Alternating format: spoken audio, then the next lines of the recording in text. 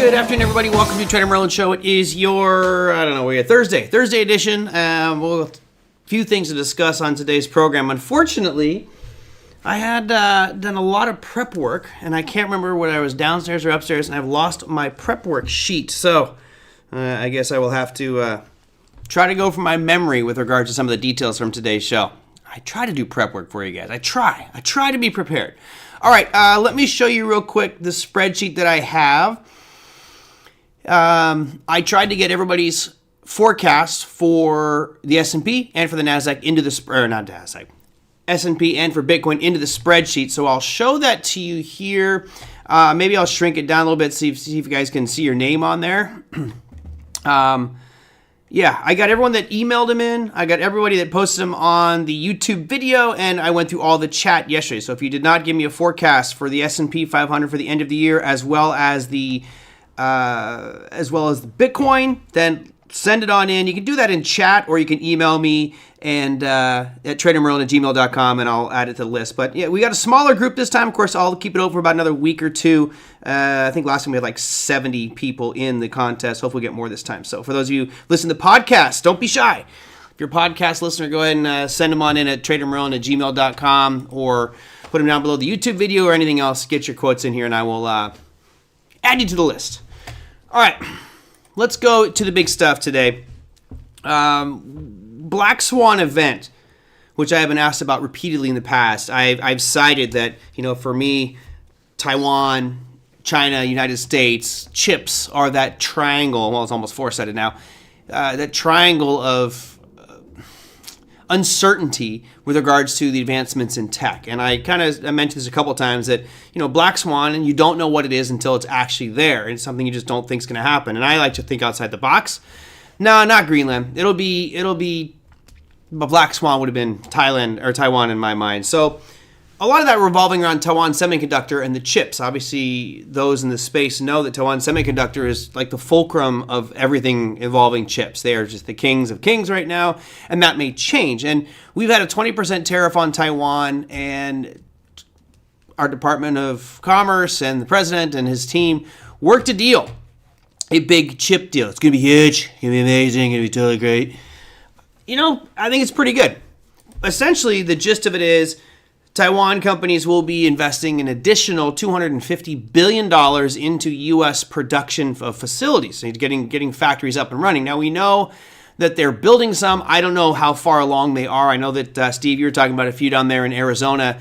But Taiwan Semiconductor certainly trying to get infrastructure built. Maybe some of our regulatory obstacles are slowing them down from that happening. But I would say this is probably a pretty good thing, because then we start to lose the reliance or break that reliance on Taiwan. If something were to happen over there, then we'd have facilities here in the States with the same technology, building chips of the same quality. My guess is those chips would probably cost a bit more here due to cost of living and just the way the United States is structured. So I think it's actually a very good thing. Again, $250 billion, not only from Taiwan companies, but also the government backing this and saying, we'll give you $250 billion worth of capital, no problem, we got you covered. So you look at Taiwan Semiconductor today, you had that nice big gap up, and actually looks like a pretty big shooting star forming for TSM right around that $341 mark. So maybe this is a case of buy the rumors, sell the news for TSM, but bottom line is I think this is one of those pieces that if you try to make a list of all the negative forces impacting a specific market segment, this certainly was a bad one. You had higher tariffs, you had tension between the three countries, and now this alleviates certainly the tariff portion of it and creates more jobs, construction, spending, growth, and semiconductors in the U.S. So I think this is a very good thing. Again, the question is, how long does it take to come to fruition? And does it essentially help or hurt some of these companies? For example, we know Taiwan Semiconductor is the major player here, but what does it do to a company like Intel, which certainly had a sympathy rally here along with Taiwan Semiconductor, but does the influx of new facilities, of new infrastructure from Taiwanese companies, does that start to challenge Intel? Well, not start to challenge. They've already challenged them significantly. I think we'd agree there. Does it start to put too much pressure on Intel to maintain that space and compete with there? from a perspective of gains, Big Eb says Intel has had a good 2026 so far. Yeah, it's been fantastic, right? But that's also, you look at Taiwan Semiconductor, they've also had a pretty good year. You look at AMD, struggling a little bit right now. Let's go AVGO, go to Broadcom here. They've been pretty flat for the year too. And then today you could look at NVIDIA. A little bit of a pop on this news, but really Taiwan Semiconductor being the biggest beneficiary here. I'm not so deep in the trenches in semiconductors to really know the direct impact and who's going to benefit the most from this infrastructure spending. Bottom line is, from an economic perspective, I think this is a great thing for the U.S. Not that building these factories is going to all of a sudden offset the rising unemployment rate. I think that's going to be a big challenge, but it does create new jobs. It does bring money to the United States, which, I'm sure we will see President Trump tout this one for quite some time and go on to continue talking about winning. All in all, this is huge. I think this is a great thing because it adds further fuel to that tech rally. And of course, you'll have some that benefit from this, like Apple. I would assume Apple will probably start to do a little bit better here, knowing we got more domestic production. The way you remove some of the risk that they have from Foxconn and all these other different companies they're using over in China and in other parts of the world.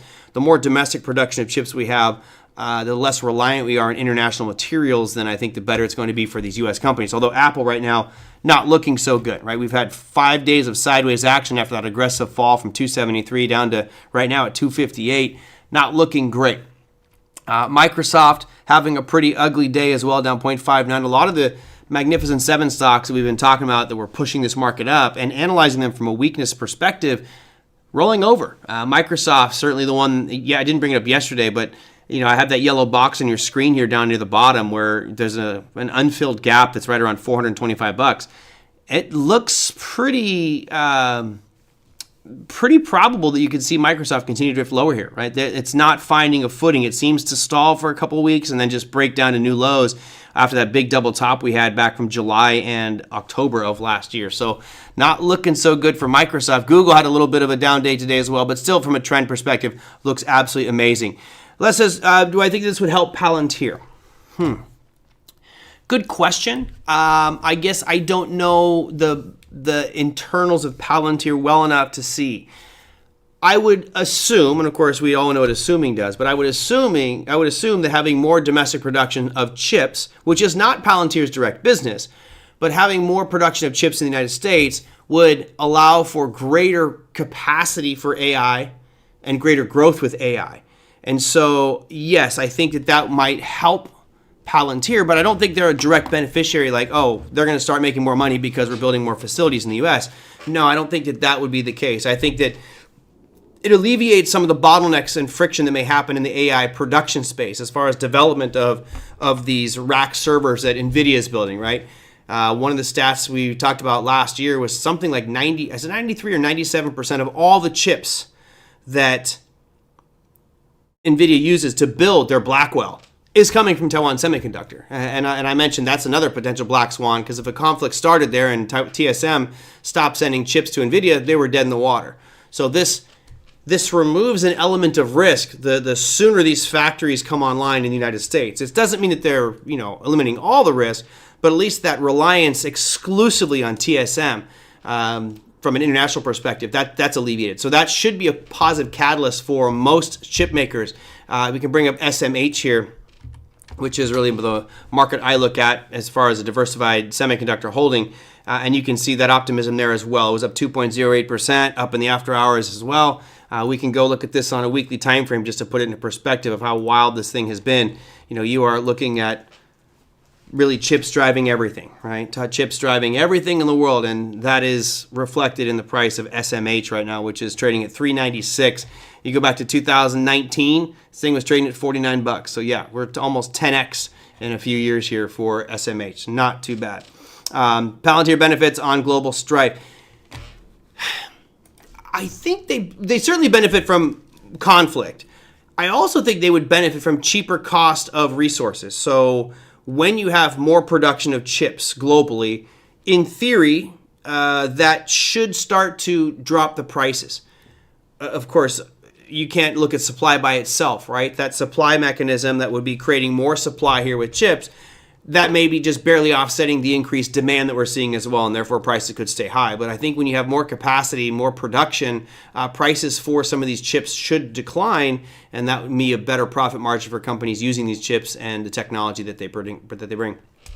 I wonder why I didn't buy any SMH in April lows. Well, you can't look back in hindsight, Wolf, and say shoulda, coulda, woulda. It is what it is. Unfortunately, that ship is left. But the question now is, does this continue and for how much longer? And it does feel like that trend is going to continue. This would be a nice positive catalyst that would boost semiconductor growth and take away the reliance on one geographic area of the world, which I think is a very, very, very important thing. And again, when you drop the tariffs from 20% down to 15%, which is part of that deal as well, 5% does add up, especially when you're doing billions of dollars worth of transactions. So if you're looking at direct beneficiaries here, I think the one we would have to look at right away would be somebody like NVIDIA, right? Because if NVIDIA is in fact, I can't even type the right symbols, NVDA. If NVIDIA is in fact getting 90+% of their chips from TSM, and those chips now drop 5% because of tariffs in value, that's better profit margins for NVIDIA at their next earnings announcement. Well, maybe not the next one. It'd probably be too soon for that to impact because their next earnings announcement is on February 25th. They won't see the full impact there yet, but maybe over the next few months and a few quarters of earnings, you might see NVIDIA show better profit margins. Again, it's only 5%, but it's still 5%. So that was your big news of the day. Other than that, I just had your list here, which I did share with everybody. Again, if you have not put in your forecast for the S&P or for the Bitcoin price for the end of the year, do so.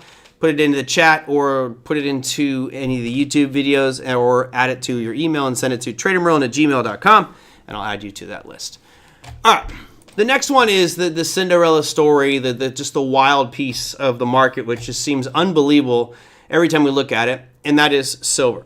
Now, Big Ab sent in a document that had 4 kind of really key bullet points, and I thought it would be nice to kind of go over those because there are some pretty significant factors that are driving silver higher and may continue to push silver higher. It really depends on, should these events continue. Now, let me go through them one by one here. So what are some of these driving forces? First and foremost, starting January 1st of this year, China put restrictions on silver exports. That's a question mark on your screen, but it should actually be an exclamation point because that is a fact. Big Ab says, I think China accounts for like 65% or more of the total global refined silver trade. Yes. So what's interesting in this, and doing a little bit of research, and again, I don't have all my numbers in front of me, so I apologize for not being 100% on it. They implemented these restrictions to a handful of companies. And if my memory serves me correct, there's only 44 companies right now that have the approval from China to export. Now, we could speculate on why that is. Why are they limiting the amount that's approved?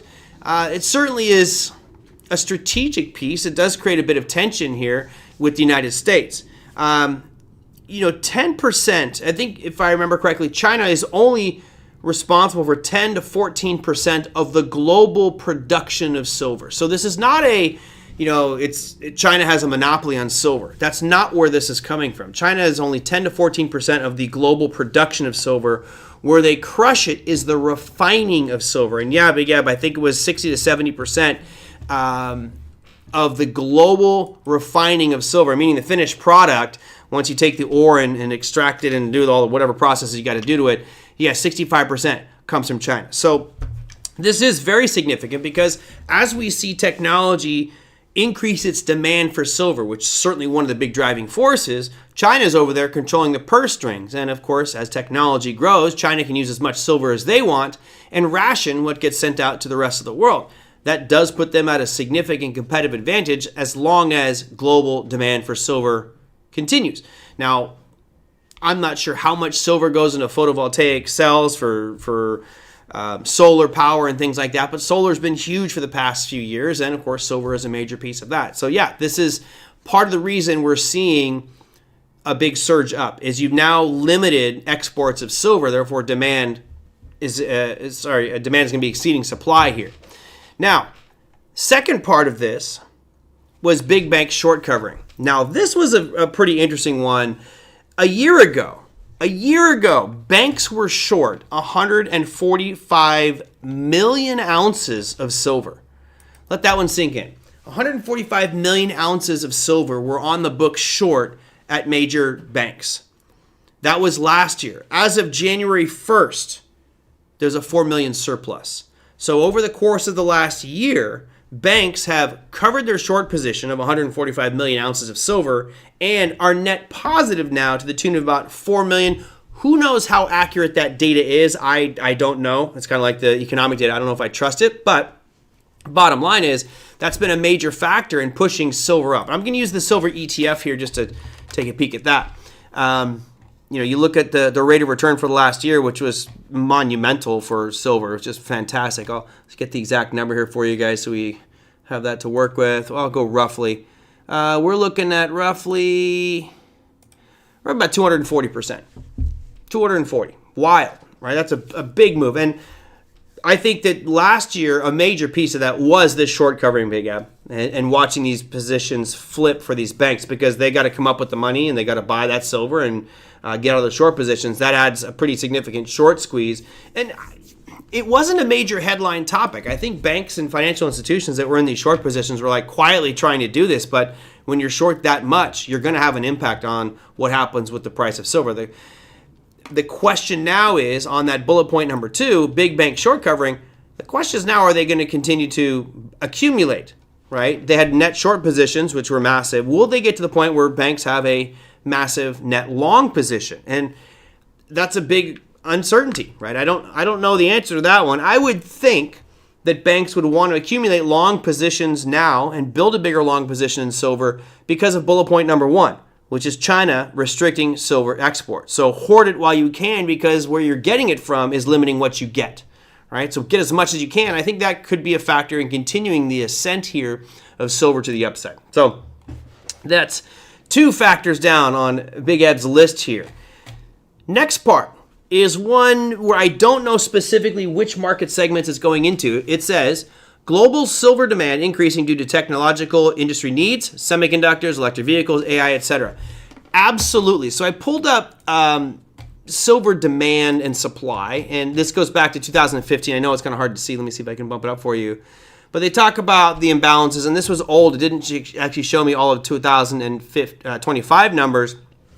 But you can see supply and demand. You've had an imbalance here every year except for 2020. Right, 2020, you actually had a surplus of supply, but ever since then, you've had a shortage of it. Now, where is it specifically going to? Not sure, but green energy is one of the major pieces. Talk about solar. I mean, that's a pretty significant user of solar electric vehicles. And as we push more and more for those areas of solar and electric vehicles, that's just going to increase that demand. Now, we know that Trump has peeled back some of the benefit, or not the benefits, the perks of alternative energy and kind of going against alternative energy at this point. So that may cause a little bit of a drop in demand there, but you're still getting demand for solar. You're still getting demand for electric vehicles. By the way, I didn't tell you guys about my time in Thailand. I saw like one Tesla while I was there, and I rode in a few BYD motors. Awesome vehicles. Those things are really nice. I tell you what, if there was a BYD dealership here, I'd be seriously consider buying a BYD vehicle. They're really, really nice. Anyway, so that's your third variable here. And yeah, I do think that this is going to continue to drive prices, whether it's semiconductors, which I don't think are a major user of it. I think what you're going to look at is, you have here global silver demand increasing due to technological industry needs. I certainly would put on green energy. And I know that EVs fall into that category, but AI, I definitely want to have solar in here. I think it's going to continue to be a big driver. Number 4, the U.S. designated silver as a crucial mineral in 2025. Does that play into a role? Well, it's certainly, they really shouldn't have done that, right? Because I think when you do something like that, and you say, hey, this is a critical natural resource, then the producers of those natural resources, unless it's domestic, they have the upper hand, right? So the fact that China is doing 65% of the global refining of silver, really the finished product of silver, 65% of the world's product is coming from China, and we've now said it's a critical mineral, you pretty much tipped the hat to China and said, we really need that silver, it's critical. And China's like, oh, really? I'll tell you what, we're going to limit production exports. So how does that feel for you? So to me,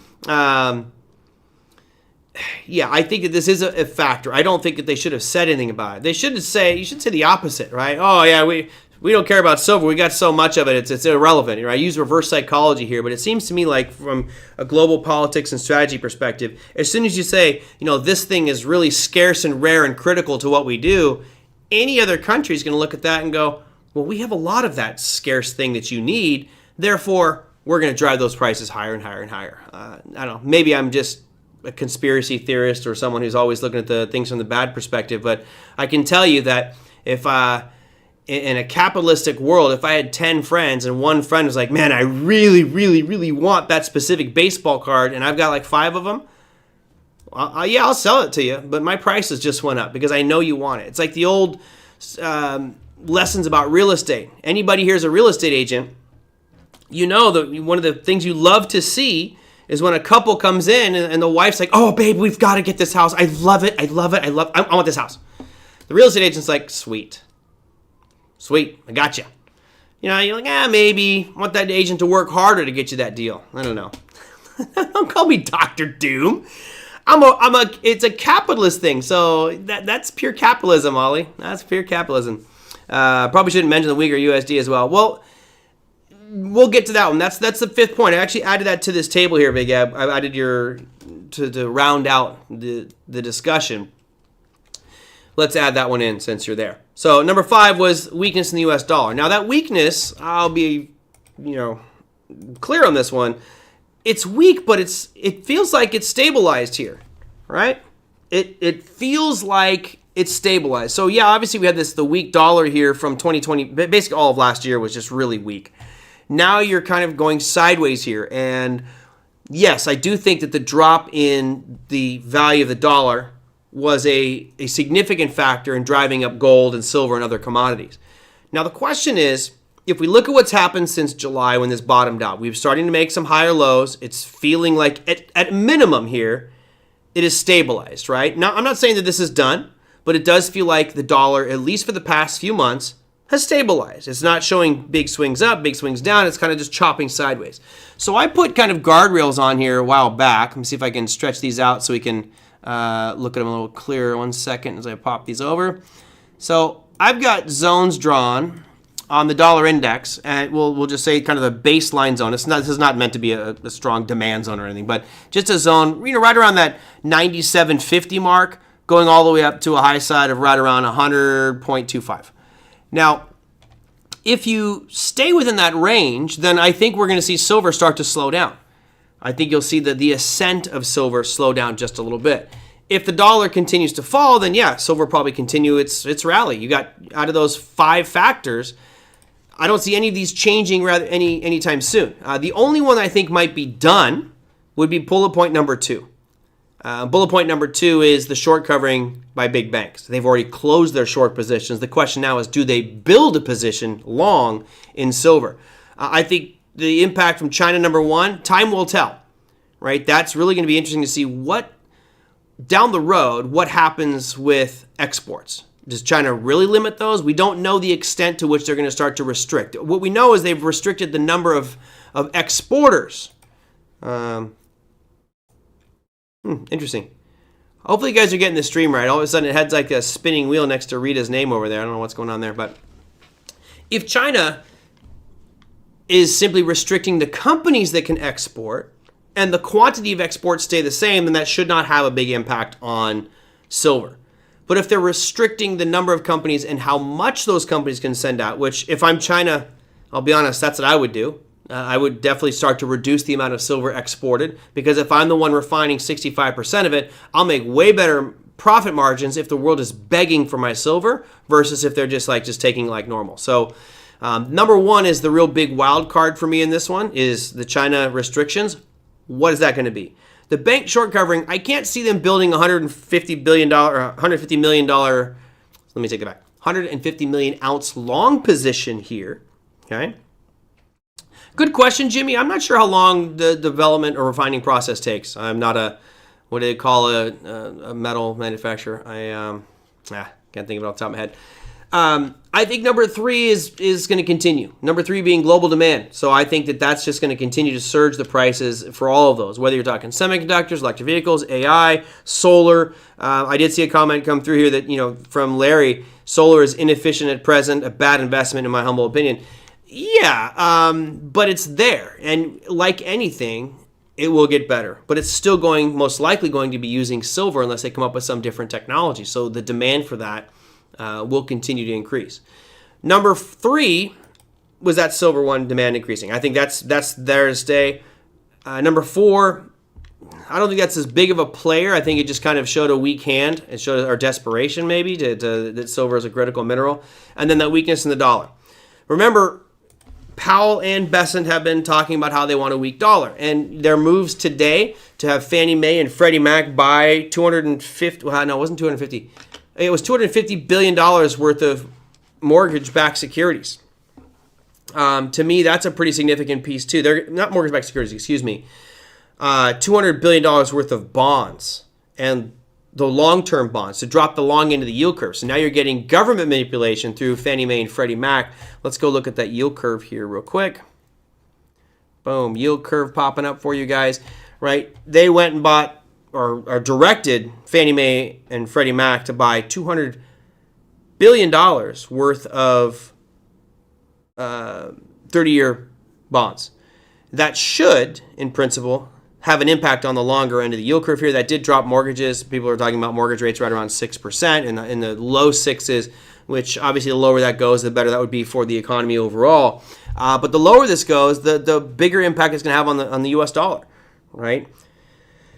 When bonds have a high yield, foreign money comes in to buy those bonds to secure that yield. And in order to buy those bonds, they would have to convert their currency into U.S. dollars, which creates more demand for those U.S. dollars, which in actually theory could be driving the price of the dollar up. I think I might have it backwards there.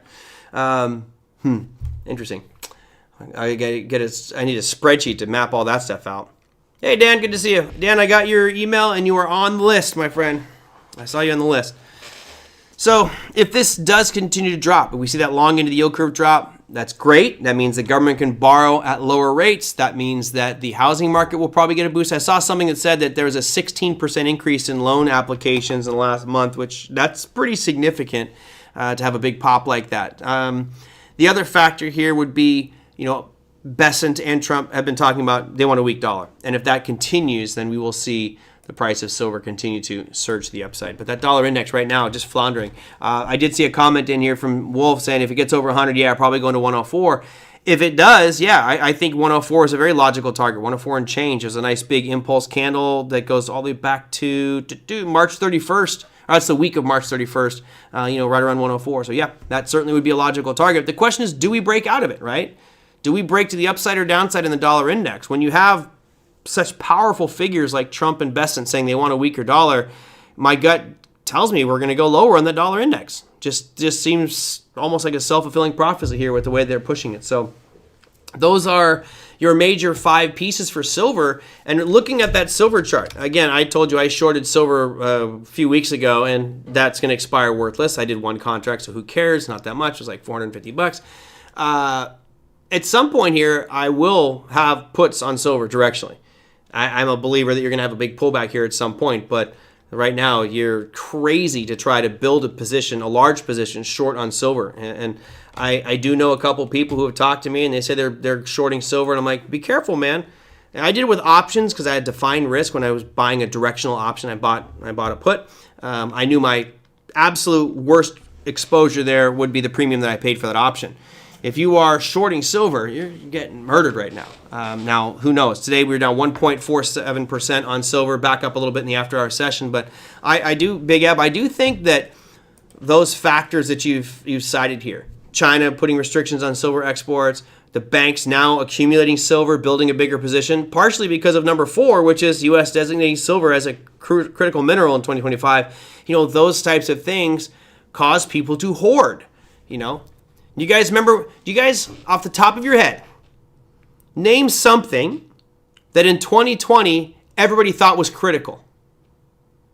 In 2020, we saw Americans do just what I thought was absolutely the stupidest thing, right?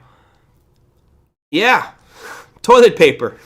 I remember going to Costco and seeing people buying the entire pallet of toilet paper, right? Like, how much toilet paper are you using? I buy a 24 pack. I'm good for a long time.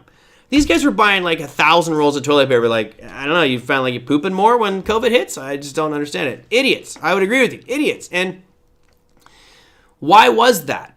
It's because the media spread this thing that said, we're not going to have toilet paper. The production's going to cease. The factory's going to shut down. We're not going to get the paper, so we're going to run out of toilet paper. Well, Ollie, with water, I understand, right? Water's an essential piece of life. So yeah, water, I would be fine hoarding water. But toilet paper was crazy. And hey, by the way, you go through Southeast Asia, a lot of places don't even have toilet paper. They've got a gun, literally the little sprayer you would have for your dishes in your sink. They've got that. Every bathroom in Thailand's got a bum gun, they call it. A bum gun. You just spray your butt with cold water. Little shock to the system there. Wake yourself up. Yeah, bidets. A lot of people love bidets. I just couldn't get used to that. It's just such a weird, I don't know. I like my toilet paper, okay? That's fine. Anyway, my point was, as soon as someone says that toilet paper is scarce, it caused people to run to buy as much toilet paper as they can. And I think that with bullet point number 4 here is the U.S. is basically saying, oh, silver is a critical mineral. You're going to get a lot of people that go and buy more silver because of that. And I think that creates more demand. Whether that was the intent by the government or not, it certainly had an impact. And this chart of silver here is just unbelievable. And I do think you're going to have a pullback, but based off those factors that Big Eb presented, and they're all valid, I do think that you're going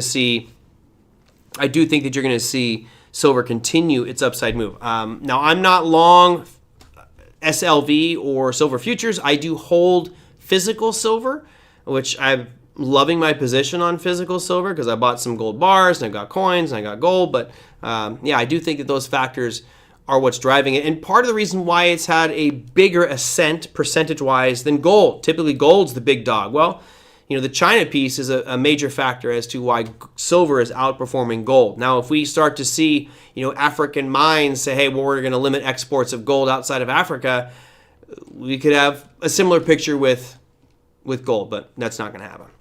All right, maybe I should do a whole show on bidet. You guys really like that one. It was weird. So there's all these massive malls in Asia. Massive. We're talking like 6-7 story malls with just millions and billions of square feet. So I went to use the restroom, and to my surprise, I sat down, and there was heated seats. That was a unique at a public mall. Had heated seats in there. Anyway, then we went to the toilet talk here on the show today. At least you got the heat thing. Yeah, no one likes to sit on a cold toilet seat in the middle of winter. Oh man, at some point silver will be back at $30 per ounce, maybe 5 years from now or 2 months from now. At $30 an ounce, I don't know. I don't know. Let's look at this on a monthly time frame. I don't know if you'll see it get to 30. Now, certainly if you add on like a long-term moving average, and let's say you put on a 200-period moving average, right? So I'll put an SMA on here. We'll make that a 200 just to see the long-term price, because that's usually where things will gravitate back towards. It's actually got it down around 20. And this is a 20-month, so that's going to be much, much lower. I don't know. I don't know if 30 will be that point. I mean, if these factors keep pushing, if you're still looking at China's restrictions, you're looking at, the banks accumulating, you're looking at technology consuming silver more and more and more as we go, then I don't know if you'll see it get back down to 30. I don't think that would happen, but you're right. Everything goes in cycles right now. This is just an absolute boom cycle for silver. Personally, I would not be buying silver now. I think it's moved a bit too much for me to want to jump on it. So I'm happy with the positions I have with my silver bars and gold coins, but yeah, if anything, I'm looking to short this on a pullback, and maybe it gets back down to 65 or something. But yeah, pretty phenomenal run. I know many of you have silver. Alex is going to retire off his silver, so there you go. There is probability of silver in Greenland. Yeah, who knows?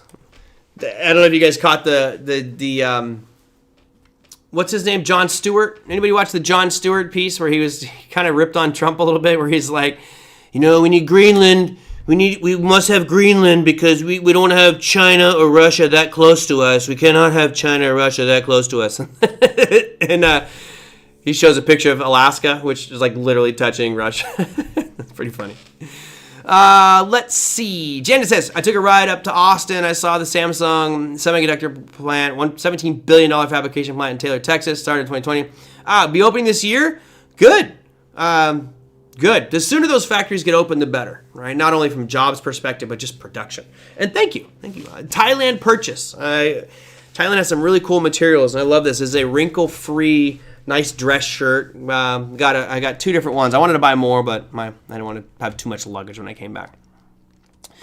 Big Guy says, if you look at the gold to silver ratio, historically, silver has a long way to go up. Correct. But because gold has that, since it's the dawn of time, it seems like gold has always been that collectible item, right? It's been used in cultures as a store of value, and that has purpose and value to cultures. So, yeah, silver has always been the redheaded stepchild to gold. But gold long term has got a better track record. But if we see the world transition more, Big Eb, to more tech, which I think that's where we're going. I think we're definitely going that route. That may flip. And I don't know if I don't have the skills. I'm not Scott McCormick, so I don't have the skills to go and show you the ratio between gold and silver right now, but maybe I can program that one in for another day. Toby says, I really need to get out there very soon. Yeah, all of you should. All of you should go to Vietnam or Thailand, and Thailand particularly for the culture and the people. You're not going to find a more welcome, friendly culture anywhere on the planet. When you go buy things, you literally go to any restaurant, or you go to, I got gas. I rented a motorcycle and got gas, and the lady, she fills up my tank with they keep them in 2-liter bottles of water bottles that are filled with gasoline on the islands. They're always going, Sawadee Krap, Sawadee Krap. They're all very nice and calm, and just it's great. It just makes you feel so good. Copper's been heating up as well. So let's talk about that one for a little bit, because I've mentioned this before. I've had many trader friends cite metal like copper. And where is my copper? HT. And the main thing that they focus on with copper is, and this is, you guys may know Don Dawson. Love Don Dawson. He's just one of my favorite futures traders on the planet. He is just so good at what he does, and he's very, very structured. He doesn't get all caught up in the hype or anything like that. He just looks at the facts and boom. For him, copper is a big time leading indicator of economic growth. And if you look at that right now, what's going on with copper, either we're not pulling enough copper out of the ground, or demand is off the charts for copper. And yes, it's more industrial. But that said, because you're seeing such demand for copper, his belief, and I see if I can get him on the show, but I'm sure Don would say, I'm bullish on the markets. I'm going to remain bullish on the markets because we're seeing such strength in copper. That was his argument, and I believe it. It does make a lot of sense given what copper is used for. Specifically, you got massive use. Well, it used to be telecommunications was a big factor, and you also had in home construction a lot of copper piping. That's kind of changed now too. You have the synthetic plastic. Was it PTEX or PREX or something like that? Ken says, Pattaya Beach, Thailand, port of call, courtesy of the U.S. Navy. Well, that's a wild place. I did go through there. That is a wild place. But, yeah, Thailand is fantastic overall. All right, what else did I have on here? Yep, copper is the main conduit for electricity. And which, for now, we need that, right? Well, we got wireless electricity now, Big Eb, which I never quite understood how you have wireless electricity. But, all right, seems like there could be some dangers there. Let's look at other pieces now. I want to go to the economic calendar. I had that up here. Let me bring up my Forex Factory. So you had some interesting earnings today. Again, great numbers posted by the financial firms. But I'm going to bring up your economic calendar. Bam. There we go. So we go to our Thursday calendar. Obviously, we had yesterday retail sales and PMI numbers. Today was actually very boring for the United States. We just had our unemployment claims. And I think this surprised a lot of people. Unemployment claims was actually much lower than expected. They thought it was going to increase from 207,000 to 215. We came in at 198. This is great. I mean, this is a very positive sign. Now, let's look at the trend here.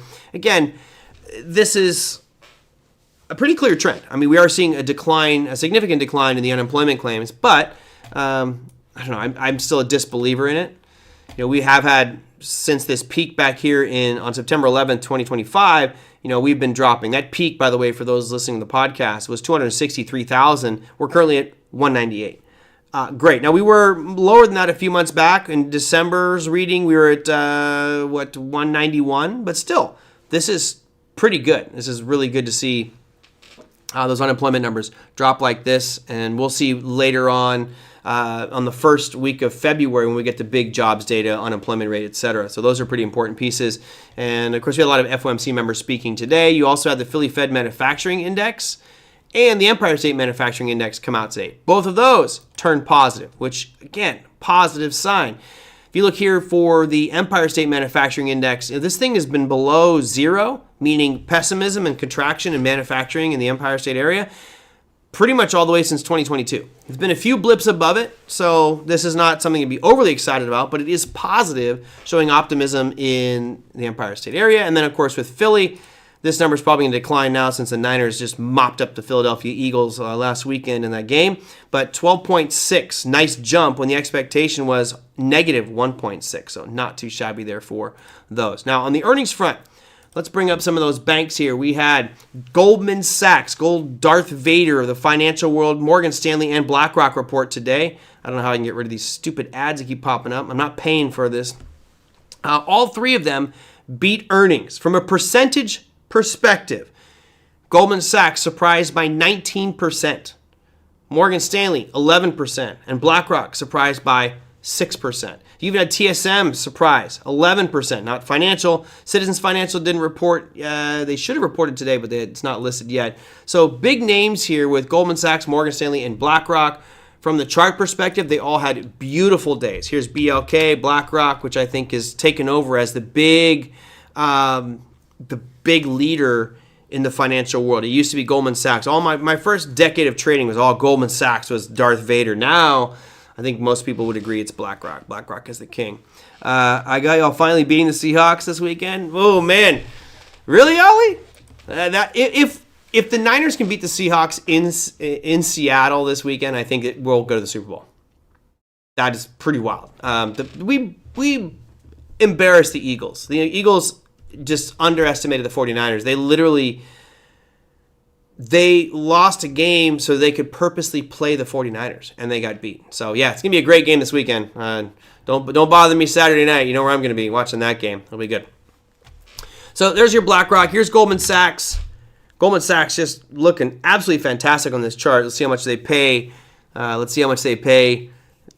their bonuses this year. Man, they always do crazy bonuses. When your chart looks like that for a year, you're getting some serious bonuses. And then what else do we have? We have Goldman Sachs. What was the second one? Oh, Morgan Stanley. Yeah, good old MS. Morgan Stanley still has a big name, but I feel like they're just not as much of a player as they used to be. Also, phenomenal chart here going to the upside. That's pretty much it. Chicago Bears. Yeah. The Bears versus the Rams. I put bets on the Bears to win, and I have the Bears winning and over 50 points scored in that game. I think it's going to be an old-fashioned shootout there in Los Angeles or in Chicago with the Bears and the Rams. I think it's going to be a big game. But yeah, it'll be all McCaffrey. It's funny, you can use these betting sites, and I use Kalshi. I'm going to try to look at Polymarkets, but I actually bet that Christian McCaffrey will win the MVP for the Super Bowl. I also put that Kyle Shanahan, who's the coach of the Niners, will win Coach of the Year. Because to do what he's done with that team, man, unbelievable. Almost took out the Rams. I was hoping. Get rid of them dang Rams.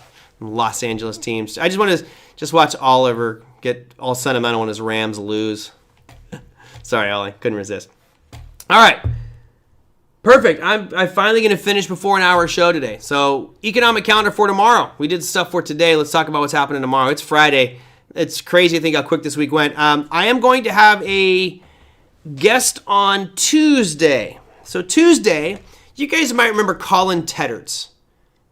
Colin Teddards used to have one called Investor Videos, and he went and did his own thing, and he's got a couple other projects. But in my mind, he's one of my favorite fundamental analyst. He just dives into numbers that I don't even think about. Like, I don't know. I guess my brain doesn't think the way that his is wired. So Colin Teddards is going to be our guest for Tuesday. No show on Monday because it's Martin Luther King Day. It's a holiday. Market's closed. I'm not doing anything either. But yeah, Colin's going to be on. I'm just going to really kind of probe him about what he thinks for 2026. No specific agenda. If there is something you'd like me to ask Colin about specifically, then let me know. You can email me at tradermerlin@gmail.com and say, hey, ask Colin about this, that, or the other thing. You guys like to do that during the chat anyway, but it should be a good show. Colin, he's been a great guest over the years, and I don't get him on enough, honestly. Another bad review for you today? What do you mean review for me today?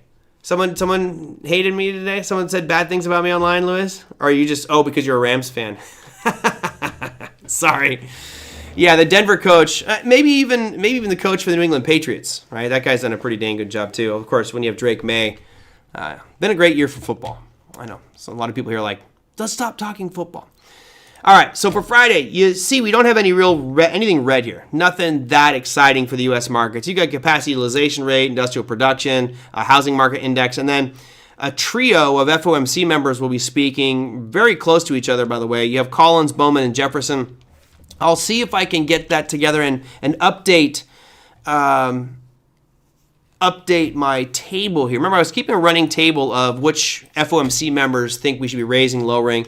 I'm hearing a lot more about holding and not that everyone's saying we need to wait because of what's going on with crude oil. We talked about that yesterday, but there was an FOMC member, I can't remember which one, talking about the uncertainty of crude oil and how that may drive prices higher here, which could put inflationary pressure. So it does seem like our rate cut cycle of 3 rate cuts is done for now. But again, I'll see if I can get my table together so we can track what these FOMC members were thinking. Powell is going to piss off Trump. Yeah, it is. But by the way, I'm hoping that everybody here got to see I hope that everybody got to see Jerome Powell's response to the subpoenas from the Justice Department against the Federal Reserve, against Jerome Powell. This is absurdity. Is it over budget? Yes. Is it way over budget? Yes. Has Congress been notified of all of the overruns in the budget? Yes. So there's been no lying. There's been no fraud at all. And what's amazing is in Powell's response, the video that he did, I'm not a huge fan of the Fed. You all know that. I think the Fed manipulates markets too much. But his response was about as patriotic and as American as you can get, and made it very clear that this was a total bully effort on the part of the president. If you're not going to lower rates and I'm going to come after you with a federal investigation for fraud, like, dude, come on, man. Now, what's interesting is I'm hearing, and I don't like to talk politics very much, but this is pretty interesting. I'm hearing a lot of dissent now where some of Trump's supporters, loyalists, are now backtracking, saying, hey, no. You can't go after Powell like this. He didn't do anything wrong. This is going to give you a bad, and make you look even worse here. Interesting. Yeah, it was really good to see Powell issue that video release because, remember, he's supposed to be independent from the president. He's not supposed to be swayed by politics. He's supposed to be focused only on the economy. And I personally think that he was very pressured to do these 3 rate cuts. I would not have done the 3 rate cuts. I maybe would have done 1 just to appease some people, but we're not looking that bad personally from an economic perspective. It's not perfect, but we're not in an atrocious spot like we were several years ago. Inflation, to me, is still the biggest, most important piece of all of this. And if that number starts to spike up again, all fingers are going to now point back to Powell and say, you cut rates. You know who's going to say it? President Trump will go, you shouldn't have cut rates so bad. We have inflation because of Jerome Powell. This is all your fault. And unfortunately, I think that he caved to political pressure. But I'd like to think that he did what he felt was right for the economy. And yeah, it was a really a great 2-minute speech that, to me, it was very patriotic, was very about America, and factual. Yeah, we have had no report. Well, those reports, some of them are now going to get double reported. We had the PPI numbers come out and they issued double reports on that. But yeah, economic data is definitely lagging. All right, earnings for tomorrow, there's nothing. I'll bring up your earnings calendar just so we can wrap up the show here. For Friday the 16th, you've got nothing happening that are like major names. You've got a few more banks. You've got PNC Financial Services, State Street, M&T Bank, Regions Financial. yeah, that's your big stuff there, reporting earnings tomorrow. So nothing too exciting on the earnings front. So that will do it for me, under a 1 hour show. For those of you who did not get your picks in for the S&P 500 or for the Bitcoin price chart for the end of the year, send them to me. I'll add them to this list. We've got a pretty big spread. The crypto one is wild. Saba thinks Bitcoin's going to be down 63% this year, and I've got Bow Trader thinks it's going to be up 189%.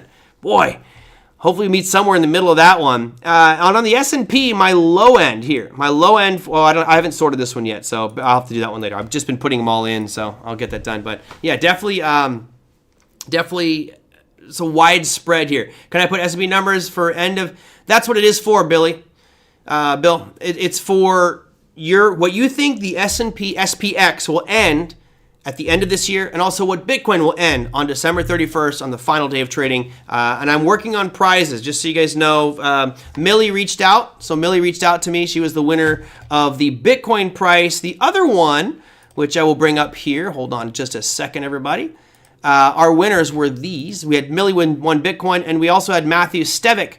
Matthew Stevick won the S&P forecast. So Matthew, or Matthew's friends, if you are watching this right now, send me an email at tradermerlin@gmail.com. Let me know, and I'll let you know the situation. I am trying to get something manufactured. So what I plan on doing is getting a whole bunch of something manufactured, and I can buy them in bulk.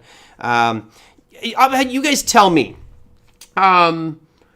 What do you think would be a cooler? I was going to get shot glasses because I really like the shot glasses that John gave me, that sent in to me. We sent them a while back. I love the shot glasses. They're great, but not a lot of people take shots, right? I was thinking of a whiskey glass because I do drink whiskey, and I always have a little cocktail glass. I was going to put the Trader Merlin logo on that glass, and I was thinking everyone would get a couple cocktail glasses there, or beer glasses, pint glasses. But I don't drink beer on the show, right? More of a hats made in Thailand. I could do hats. Hats is better for me because it's more you're advertising for me when you walk around. But I just think the glasses look pretty cool, like a nice little lowball whiskey glass. So that's what I was thinking, and I've got some quotes out there right now. But if you guys think hats, maybe I will look at getting trucker hats made or something like that. And if you have a connection for any of those things, let me know. Milk glass. There you go. You could use it for milk. You can use it for milk for sure. And that's what I was thinking by the drip as I was looking at being on brand. And since every Friday I use the image of me holding a whiskey glass, even though I don't really drink much. Luis has a free OTA class. Considering this show has no ties to Trading Academy, that's not going to happen. Although I'm trying to bring Todd on, and maybe we'll get him to do something like that. Hats are the best. People wear them right away. Shirts go in the trunk. Yep, I'll buy both. Oh. And the book, I gotta get that damn book. I gotta finish it. Window decal. Never thought about that. I don't know. I don't think you guys want to ride around with a Trader Merlin sticker in your car. That just seems kind of silly. All right, well, maybe I'll do hats and whiskey glasses. I'll do both of those. All right, well, if you have any other ideas or any connections for producers that might be able to help me out with a big... I'm looking at buying a couple hundred of them just to have them. Why not just buy them in bulk, right? You can email me at tradermerlin@gmail.com. Let me know. Not golf clubs, Ken. I'm not going that crazy. All right, everybody. That's going to do it for me. Hope you have a fantastic remainder of your day, and I will see you all tomorrow. Take care.